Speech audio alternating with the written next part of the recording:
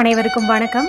இந்த பதிவில் நம்ம எதை பற்றி பார்க்க போகிறோன்னு தெரிஞ்சுக்கிறதுக்கு முன்னாடி மறக்காமல் நம்ம சேனலை சப்ஸ்கிரைப் பண்ணிக்கோங்க.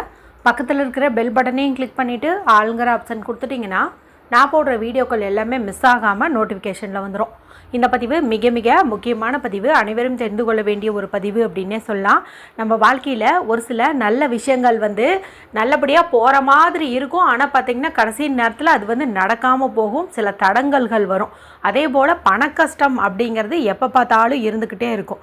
வீட்டில் ஒன்று மாற்றி ஒன்று சண்டை சச்சரவுகள் வந்துகிட்டே இருக்கும். ஏதாவது விரைய செலவுகள், மருத்துவ செலவுகள் இந்த மாதிரி ஏற்பட்டுகிட்டே இருக்கும். இதுக்கெல்லாம் காரணம் அப்படின்னு பார்த்திங்கன்னா நம்ம வீட்டில் இருக்கக்கூடிய தேவையில்லாத சில நெகட்டிவ் எனர்ஜிஸ். அந்த தேவையில்லாத ஒரு விஷயத்தை நம்ம வெளித்தள்ளணும் அப்படிங்கும்போது அதுக்கான எம்டி ஸ்பேஸில், அதாவது காலியான இடத்துல பாசிட்டிவான எனர்ஜி நிரம்பி வழியும் அப்படின்னே சொல்லலாம். அதற்காக தான் நம்ம காலகாலமாக சில விசேஷ நாட்களை கடைபிடிச்சிட்டு வரோம். அதில் முக்கியமானது 2 அப்படின்னு பார்த்திங்கன்னா இந்த சரஸ்வதி பூஜையை நம்ம சொல்லலாம். சரஸ்வதி பூஜை அன்றைக்கும் நம்ம வீட்டில் இருக்கக்கூடிய அத்தனை விதமான பொருட்களையும் தொடச்சி தூய்மைப்படுத்துவோம். நல்லா ஒட்டடி அடித்து வீட்டை க்ளீனாக வச்சுக்குவோம். ஒரு சிலர் மாதம் பண்ணுவாங்க, ஒரு சிலர் பார்த்திங்கன்னா இந்த மாதிரி விசேஷ நாட்களில் தான் பண்ணுவாங்க. அடுத்து மிக மிக முக்கிய நாட்கள் அப்படின்னு பார்க்கும்போது போகி பண்டிகையை சொல்லுவோம். அதாவது மார்கழி மாதத்தின் கடைசி நாளை சொல்லுவோம். இந்த நாளில் தான் வீடையே நல்லா கழுவி கவுத்துன மாதிரி நம்ம சுத்தம் பண்ணுவோம்.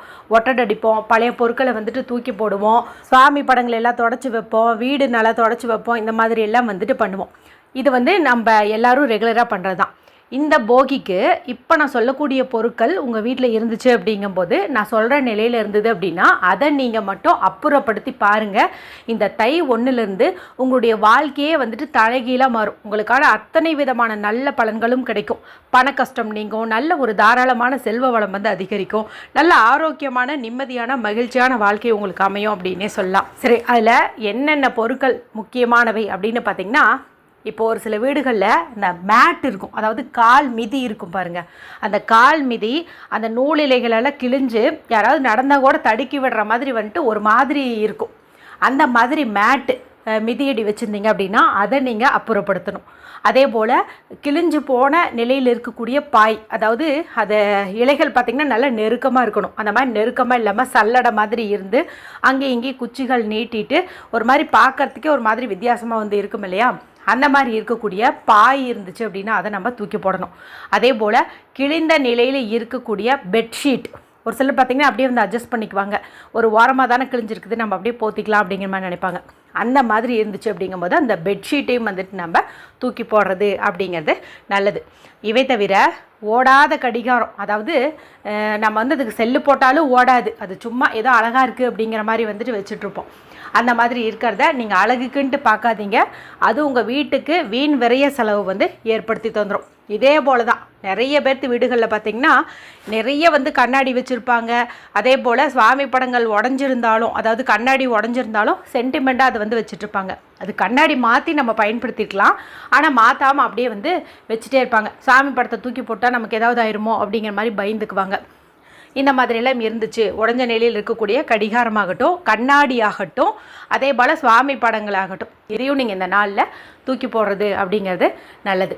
அடுத்ததாக தொடப்பம், அதாவது வீடு பெருக்கக்கூடிய அந்த சீமார் பார்த்திங்கன்னா அப்படியே வால் மாதிரி ஆயிடும். நல்ல மொத்தமாக இருக்கிற அந்த சீமார் பார்த்திங்கன்னா நம்ம கூட்ட அது என்ன ஆகணும், அப்படியே தேஞ்சு போயிட்டு ஒரு வால் மாதிரி ஆயிரும்.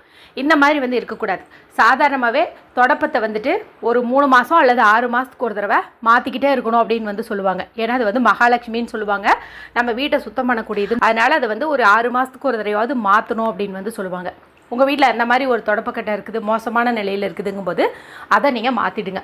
அடுத்தது பாதி உடஞ்ச மாதிரி இருக்கக்கூடிய மாப், அதாவது வீடு தொடச்சக்கூடிய அந்த மாப் இருக்குது இல்லையா, அதை நம்ம இந்த மாதிரி உடஞ்சிருந்தது அப்படிங்கும்போது மாற்றுறது நல்லது. அடுத்தது பழைய மெடிக்கல் ரிப்போர்ட்டு, அதாவது ஒரு சிலர் பார்த்திங்கன்னா இந்த டெலிவரி ரிப்போர்ட்டு, பசங்களே பார்த்திங்கன்னா ஸ்கூலுக்கு போக ஆரம்பிச்சிருப்பாங்க, ஆனால் இன்னும் பார்த்திங்கன்னா அவங்களுடைய டெலிவரி ரிப்போர்ட் வச்சுட்ருப்பாங்க.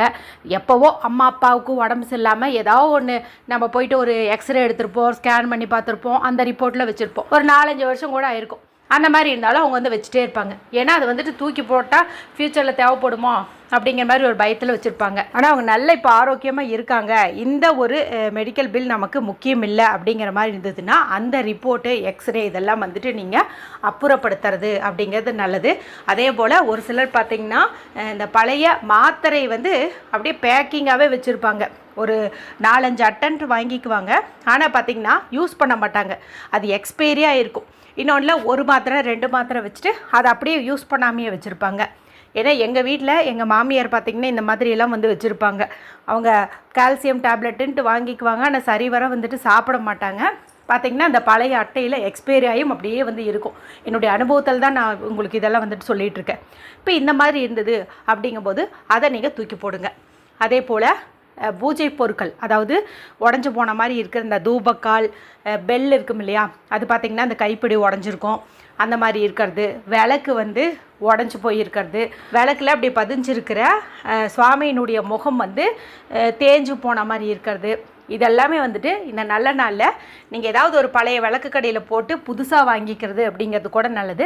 ஆனால் இந்த மாதிரி ஒரு விளக்கு, உடஞ்சி போன பெல்லு இதெல்லாம் வந்துட்டு நீங்கள் உங்கள் வீட்டில் வச்சுக்காதீங்க. அதே போல் இந்த சமையல் அறையில் பாத்திரங்கள் பார்த்திங்கன்னா விரிசல் விழுந்த மாதிரி இருக்கும். அந்த கார்னரில் பார்த்திங்கன்னா விரிசல் விழுந்துடும். ரொம்ப பழசாச்சு அப்படின்னாலும் அந்த மாதிரி விரிசல் விழும். ஒரு சிலது பார்த்திங்கன்னா லோ குவாலிட்டியாக இருக்கும். அந்த மாதிரி இருக்கிறதும் வந்து விரிசல் விழும். அந்த மாதிரி உடஞ்சி போகிற மாதிரி இருக்கிற அந்த பாத்திரத்தை வந்துட்டு நம்ம இந்த நாளில் அப்புறப்படுத்துறது அப்படிங்கிறது நல்லது. அதே போல் ஒரு சிலர் பார்த்திங்கன்னா ட்ரெஸ்ஸு, தனக்கு பத்தாத ட்ரெஸ் வந்து நிறைய சேர்த்து வச்சுருப்பாங்க. நம்ம அடுப்படியில் துடைக்கிறதுக்கு இதுக்கெல்லாம் வச்சுக்கலாம் அப்படின்னு சொல்லிட்டு வச்சுருப்பாங்க. அந்த மாதிரி வச்சுக்கிறது தப்பு இல்லை. இருந்தாலும் ஏதாவது ஒரு 2 மட்டும் 3 மட்டும் அந்த மாதிரி எடுத்து வச்சுட்டு மற்றதையெல்லாம் நீங்கள் இந்த நாளில் டிஸ்போஸ் பண்ணுறது அப்படிங்கிறதும் வந்து நல்லது. ஏன்னா இது எல்லாமே பார்த்திங்கன்னா எதிர்மறையான விஷயங்களை தான் நம்ம வீட்டுக்குள்ளே வந்து இழுத்துட்டு வரும். அப்போ நம்ம இதெல்லாம் வந்து நம்ம வீட்டை விட்டு அப்புறப்படுத்தும் போது தான் நல்ல விஷயங்கள் வந்து நம்மளை தேடி வரும். இப்போ கிராமப்புறங்களில் பார்த்திங்கன்னா இந்த மாதிரி பழைய பொருட்களை ஊரே ஒன்று கூடி ஒரு வாரமாக வந்துட்டு நெருப்பிட்டு எல்லாம் வந்துட்டு எரிச்சிருவாங்க. அந்த சமயத்தில் நாம் கூட நம்ம வீட்டில் இருக்கிறத கொண்டு போயிட்டு அங்கேயே அவங்க கூடவே சேர்ந்து போட்டு எரிக்கலாம். ஆனால் சிட்டிக்குள்ளே இருக்கிறவங்களுக்கு அந்த மாதிரி ஒரு வாய்ப்பு வந்து அமையறதில்ல. மேலும் அது வந்து பொல்யூஷனையும் வந்து ஏற்படுத்துவதற்கு வாய்ப்பு அதிகம். நீங்கள் என்ன பண்ணிங்கன்னா கேபேஜ் கலெக்ட் பண்ணிட்டு வராங்க இல்லையா, குப்பை வண்டி வருது இல்லையா, அவங்கக்கிட்ட நீங்கள் இந்த மாதிரி கொடுத்து டிஸ்போஸ் பண்ணுறது அப்படிங்கிறது கூட நல்லது. முடிஞ்ச அளவுக்கு தேவையில்லாத பொருட்களை நீங்கள் சேர்த்து வைக்காதீங்க.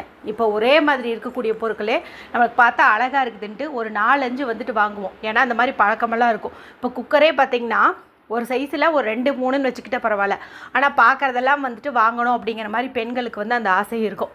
அந்த மாதிரி தேவையில்லாமல் தேவைக்கும் அதிகமாக நம்ம எந்த ஒரு பொருட்களையும் வீட்டில் வாங்கி சேர்த்தக்கூடாது. அதே போல் ஒரு சில பொருட்கள், அதான் அந்த கடிகாரம்லாம் சொன்னேன் இல்லையா, செல்லு போட்டாலும் வந்து ஒரு வாரத்துக்கு ஓடுது, அதுக்கப்புறமா ஓட மாட்டேங்குது, இந்த மாதிரிலாம் இருக்குது இல்லையா. அந்த மாதிரி திரும்ப திரும்ப நம்ம ஒரு பொருளுக்கு மெனக்கெட்டு செலவு பண்ணுற மாதிரி இருந்தது அப்படின்னா அந்த பொருளை வந்துட்டு நம்ம மாற்றிக்கிறது அப்படிங்கிறது நல்லது. இப்போ நான் பார்த்திங்கன்னா உங்களுக்கு இதில் நிறைய விஷயங்கள் வந்து சொல்லியிருக்கிறேன். எல்லாமே வந்து உங்களால் மாற்ற முடியாது தான். ஏன்னா நாங்களே வந்து பணத்துக்கு கஷ்டப்படுறோம், நீங்கள் எல்லாத்தையும் தூக்கி போட்டு புதுசு வாங்குங்கன்னு சொல்கிறீங்களே, இதெல்லாம் உங்களுக்கே நியாயமா அப்படின்னு வந்து கேட்பீங்க. உங்களால் முடிஞ்ச சின்னதை, அதாவது புதுசு வாங்கலாலும் பரவாயில்ல, நான் சொன்ன மாதிரி அந்த பழைய ஒரு பெட்ஷீட்டு, அந்த பாய், அதே போல் இந்த தொடப்பம், இதெல்லாமாவது நம்மளால் தூக்கி போட முடியும் இல்லையா. அந்த மாதிரி ஏதாவது ஒரு சில மாற்றங்களை நீங்கள் கொண்டு வந்து பாருங்கள். அதன் பிறகு பல நல்ல மாற்றங்கள் உங்கள் வாழ்க்கையில் ஏற்படும். இந்த வீடியோவை மற்றவங்களுக்கும் ஷேர் பண்ணுங்கள். இதன் மூலமாக அவங்க வாழ்க்கையில் ஏதாவது நல்லது நடந்தது அப்படிங்கும்போது அந்த புண்ணியமும் உங்களுக்கே வந்து கிடைக்கும். வீடியோ பிடிச்சிருந்தா மற்றவங்களோடையும் ஷேர் பண்ணுங்கள், லைக் பண்ணுங்கள். மற்றும் ஒரு பயனுள்ள பதிவில் உங்களை சந்திக்கிறேன். நன்றி, வணக்கம்.